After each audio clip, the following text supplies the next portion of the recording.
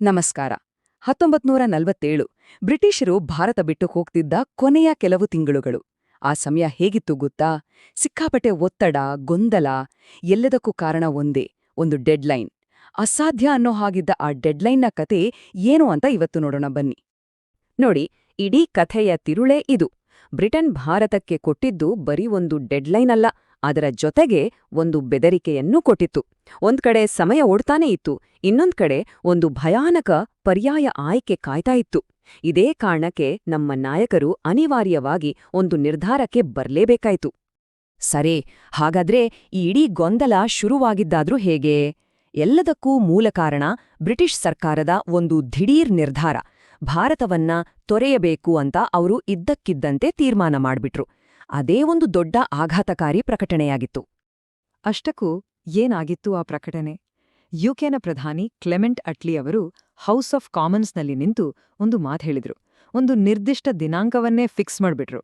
ನೋಡಿ, ಭಾರತದ ರಾಜಕಾರಣಿಗೋರು ಒಂದು ಒಪ್ಪಂದಕ್ಕೆ ಬರ್ತಾರೋ ಇಲ್ವೋ ನಮ್ಗದು ಗೊತ್ತಿಲ್ಲ, ಆದ್ರೆ ನಾವು ಅಧಿಕಾರ ಹಸ್ತಾಂತರಿಸಿ ಭಾರತ ಬಿಟ್ಟು ಹೋಗೋದು ಖಚಿತ ಅಂತ ಖಡಾಖಂಡಿತವಾಗಿ ಹೇಳ್ಬಿಟ್ರು. ಈ ಟೈಮ್ಲೈನ್ ನೋಡಿ, ಫೆಬ್ರವರಿಯಲ್ಲಿ ಘೋಷಣೆ ಆಗುತ್ತೆ. ಮುಂದಿನ ಒಂದೆರಡು ತಿಂಗಳಲ್ಲೇ ಘಟನೆಗಳು ಒಂದ್ರ ಮೇಲೊಂದು ವೇಗವಾಗಿ ನಡೀತಾ ಹೋಗುತ್ತೆ. ಪ್ರತಿ ತಿಂಗಳೂ ನಿರ್ಣಾಯಕ. ಅಸ್ಲಿಗೆ ಬ್ರಿಟಿಷರು ಹೋಗಕ್ಕಿಟ್ಟಿದ್ದ ಮೂಲ ಡೆಡ್ಲೈನ್ ಜೂನ್ 1948. ಈ ಗಡುವು ಎಲ್ಲರ ತಲೆ ಮೇಲೆ ತೂಗುಕತ್ತಿಯ ಹಾಗೆ ಇತ್ತು, ಸಿಕ್ಕಾಪಟ್ಟೆ ಒತ್ತಡ ಹಾಕಿತ್ತು. ಹಾಗಾದ್ರೆ ಬ್ರಿಟಿಷರು ಸುಮ್ಮನೆ ಡೆಡ್ಲೈನ್ ಕೊಟ್ಟು ಕೂತಿರ್ಲಿಲ್ಲ. ಅವರತ್ರ ಒಂದು ಬ್ಯಾಕಪ್ ಪ್ಲಾನ್ ಕೂಡ ಇತ್ತು. ಅದು ಎಷ್ಟು ಅಪಾಯಕಾರಿಯಾಗಿತ್ತು ಅಂದ್ರೆ, ಪರಸ್ಪರ ಒಪ್ಪದಿದ್ದ ರಾಜಕೀಯ ಬಣಗಳು ಕೂಡ ಒಟ್ಟಿಗೆ ಕೂತು ಮಾತಾಡ್ಲೇಬೇಕಾದ ಪರಿಸ್ಥಿತಿ ಬಂತು. ಅದೇ ಈ ವಿಘಟನೆಯ ಬೆದರಿಕೆ. ಅದನ್ನ ಬಾಲ್ಕನ್ ಪ್ಲಾನ್ ಅಂತ ಕರೀತಾರೆ. ಅಂದ್ರೆ ಏನ್ ಗೊತ್ತಾ? ಬ್ರಿಟನ್ ಒಂದೋ ಎರಡೋ ದೇಶಕ್ಕೆ ಸ್ವಾತಂತ್ರ್ಯ ಕೊಡೋದಲ್ಲ, ಬದಲಾಗಿ ಪ್ರತಿಯೊಂದು ಪ್ರಾಂತ್ಯಕ್ಕೂ ಪ್ರತಿಯೊಂದು ರಾಜ್ಯಕ್ಕೂ ಸ್ವಾತಂತ್ರ್ಯ ಕೊಟ್ಟುಬಿಡೋದು. ಯೋಚನೆ ಮಾಡಿ, ಹಾಗಾಗಿದ್ರೆ ಭಾರತ ನೂರಾರು ಸಣ್ಣ ಸಣ್ಣ ತುಂಡುಗಳಾಗಿ ಒಡೆದುಗೋಗ್ತಿತ್ತು. ಇಡೀ ಉಪಖಂಡದ ಸ್ಥಿರತೆನೇ ಹಾಳಾಗ್ತಿತ್ತು. ಆಗ ನಮ್ಮ ನಾಯಕರ ಮುಂದಿದ್ದ ಆಯ್ಕೆಗಳೇನು? ಒಂದೇ ಭಾರತವಾಗಿ ಉಳಿಯೋದಾ, ಅಥವಾ ಪ್ರತ್ಯೇಕ ಪಾಕಿಸ್ತಾನವನ್ನ ಒಪ್ಕೊಳ್ಳೋದಾ? ಇಲ್ಲ, ಈ ಎರಡೂ ಅಲ್ಲದೆ ನೂರಾರು ಸಣ್ಣಪುಟ್ಟ ಕಿತ್ತಾಡೋ ರಾಜ್ಯಗಳಾಗಿ ಒಡೆದು ಹೋಗೋದಾ? ಆ ಬಾಲ್ಕನ್ ಪ್ಲಾನ್ ಅನ್ನೋದು ನಿಜವಾಗ್ಲೂ ಎಲ್ಲರಿಗೂ ಒಂದು ಕೆಟ್ಟ ಕನಸಾಗಿತ್ತು. ಅಖಂಡ ಭಾರತ ಪಾಕಿಸ್ತಾನದ ಚರ್ಚೆಗಿಂತಲೂ ಭಯಾನಕವಾದದ್ದು ದೇಶವೇ ಚೂರ್ಚೂರಾಗೋದು.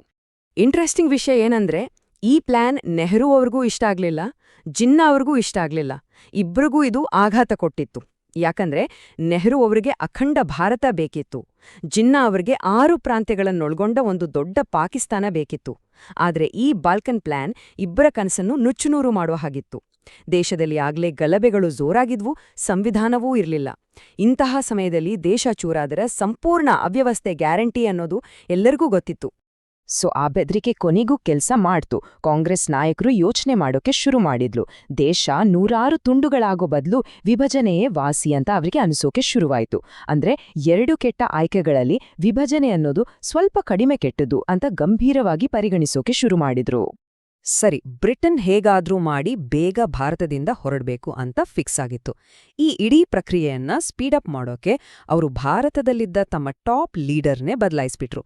ಹೊಸ ವೈಸ್ರಾಯ್ ಬಂದ್ರು, ಆಟಕ್ಕೆ ಹೊಸ ವೇಗ ಬಂತು. ಅಲ್ಲಿಯವರೆಗೂ ವೈಸ್ರಾಯ್ ಆಗಿದ್ದ ವೆವೆಲ್ ತುಂಬಾ ನಿಧಾನ ಅಂತ ಬ್ರಿಟಿಷರಿಗೆ ಅನಿಸಿತು. ಅವರು ಮಾತುಕತೆಯಲ್ಲಿ ವಿಫಲರಾಗಿದ್ರು. ಸೊ ಅವರನ್ನ ಬದಲಾಯಿಸಿ ಲಾರ್ಡ್ ಮೌಂಟ್ ಬ್ಯಾಟನ್ರನ್ನ ಕಳಿಸಲಾಯಿತು.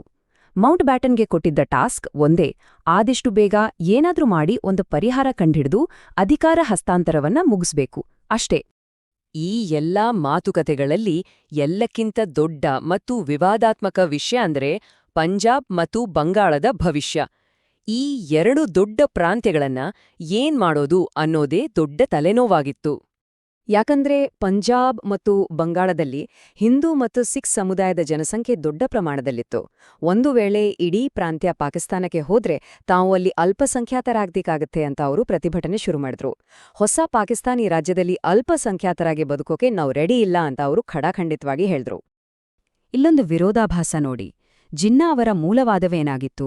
ಹಿಂದೂಗಳು ಮತ್ತು ಮುಸ್ಲಿಮರು ಒಟ್ಟಿಗೆ ಬದುಕಲು ಸಾಧ್ಯವೇ ಇಲ್ಲ ಅಂತ.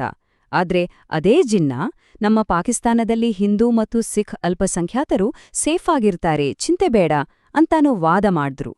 ಇದ್ರಿಂದಾಗಿ ಅವರ ಗುರಿ ನಿಜವಾಗ್ಲೂ ಧಾರ್ಮಿಕ ಪ್ರತ್ಯೇಕತೆಯಲ್ಲ, ಬದಲಿಗೆ ಅಧಿಕಾರ ಅನ್ನೋ ಟೀಕೆಗಳು ಕೂಡ ಶುರುವಾದ್ವು. ಹೀಗೆ ಸಿಕ್ಕಾಪಟ್ಟೆ ಒತ್ತಡ, ಗೊಂದಲ ಮಾತುಕತೆಗಳ ನಡುವೆ ಕೊನೆಗೂ ಒಂದು ಅಂತಿಮ ಪರಿಹಾರ ಸಿದ್ಧವಾಯಿತು. ಅದೇ ಇತಿಹಾಸದಲ್ಲಿ ಮೌಂಟ್ ಬ್ಯಾಟನ್ ಪ್ಲಾನ್ ಅಂತ ಫೇಮಸ್ ಆಗಿರೋ ಅಂತಿಮ ವಿಭಜನಾ ಯೋಜನೆ. ಜೂನ್ 3, 1947 ಲಾರ್ಡ್ ಮೌಂಟ್ ಬ್ಯಾಟನ್ ಈ ಯೋಜನೆಯನ್ನ ಸಾರ್ವಜನಿಕವಾಗಿ ಘೋಷಣೆ ಮಾಡಿದ್ರು. ಇದೇ ಅಂತಿಮವಾಗಿ ಇಡೀ ಉಪಖಂಡದ ಭವಿಷ್ಯವನ್ನೇ ಬರೆದ ಫೈನಲ್ ಪ್ಲಾನ್. ಹಾಗಾದ್ರೆ ಏನಿತ್ತು ಈ ಮೌಂಟ್ ಬ್ಯಾಟನ್ ಪ್ಲಾನ್ನಲ್ಲಿ? 3 ಮುಖ್ಯ ಅಂಶಗಳಿದ್ವು. 1, ಭಾರತ ಮತ್ತು ಪಾಕಿಸ್ತಾನ ಅಂತ 2 ಹೊಸ ದೇಶಗಳು ಹುಟ್ಕೊಳ್ತವೆ. 2, 2 ದೇಶಗಳಿಗೆ ತಕ್ಷಣಕ್ಕೆ ಡೊಮಿನಿಯನ್ ಸ್ಟೇಟಸ್ ಸಿಗುತ್ತೆ. 3ನೇದು ಮತ್ತು ಅತೀ ಮುಖ್ಯವಾದದ್ದು, ಪಂಜಾಬ್ ಮತ್ತು ಬಂಗಾಳದ ವಿಭಜನೆಯನ್ನ ಅಲ್ಲಿನ ಸ್ಥಳೀಯ ಪ್ರತಿನಿಧಿಗಳ ವೋಟಿಂಗ್ ಮೇಲೆ ನಿರ್ಧರಿಸಲಾಗುತ್ತೆ. ಈ ಡೊಮಿನಿಯನ್ ಸ್ಟೇಟಸ್ ಅಂದ್ರೆ ಏನಪ್ಪ ಅಂದ್ರೆ, ಇದೊಂದು ತಾತ್ಕಾಲಿಕ ವ್ಯವಸ್ಥೆ. ದೇಶಕ್ಕೆ ಸಂಪೂರ್ಣ ಆಡಳಿತ ಇರುತ್ತೆ, ಆದ್ರೆ ಸಂವಿಧಾನ ರಚನೆ ಆಗೋವರೆಗೂ ಫಾರ್ಮಲ್ ಆಗಿ ಬ್ರಿಟಿಷ್ ಕಿರೀಟದ ಅಡಿಯಲ್ಲೇ ಇರುತ್ತೆ. ಇದು ಯಾಕಂದ್ರೆ ಹೊಸ ಸರ್ಕಾರಗಳು ಮತ್ತು ಸಂವಿಧಾನಗಳು ಸಿದ್ಧವಾಗೋವರೆಗೂ ದೇಶದಲ್ಲಿ ಒಂದು ಸ್ಥಿರತೆ ಇರ್ಲಿ ಅಂತ. ಸರಿ, ಹಾಗಾದ್ರೆ ಈ ಡೊಮಿನಿಯನ್ ಸ್ಟೇಟಸ್ ಎಷ್ಟು ದಿನ ಇತ್ತು? ಭಾರತ 1950ರಲ್ಲಿ ತನ್ನ ಸಂವಿಧಾನವನ್ನ ಜಾರಿಗೆ ತಂದು ಸಂಪೂರ್ಣ ಗಣರಾಜ್ಯವಾಯಿತು. ಪಾಕಿಸ್ತಾನಕ್ಕೆ ಇದೇ ಹಂತ ತಲುಪೋಕೆ 1956ರವರೆಗೂ ಸಮಯ ಬೇಕಾಯಿತು. ಕೊನೆಗೆ ಆ ನಿರ್ಣಾಯಕ ಮತದಾನ ನಡೆಯಿತು. ಪಂಜಾಬ್ ಮತ್ತು ಬಂಗಾಳದಲ್ಲಿ ಹಿಂದೂ ಹಾಗೂ ಸಿಖ್ ಬಹುಮತವಿದ್ದ ಪ್ರದೇಶಗಳ ಪ್ರತಿನಿಧಿಗಳು ಭಾರತಕ್ಕೆ ಸೇರೋದಕ್ಕೆ ವೋಟ್ ಮಾಡಿದ್ರು.